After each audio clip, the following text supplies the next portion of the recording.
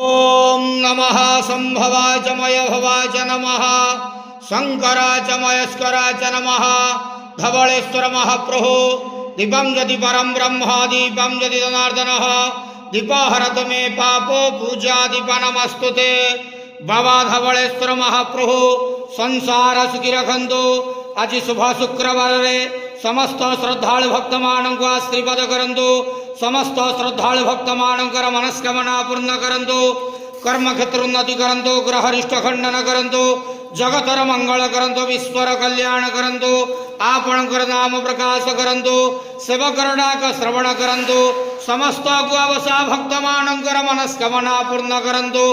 महाप्रभु धवलेश्वराय नमो नमः। संसार सुखी रखंतु आनंदे के बार हरि बोलो।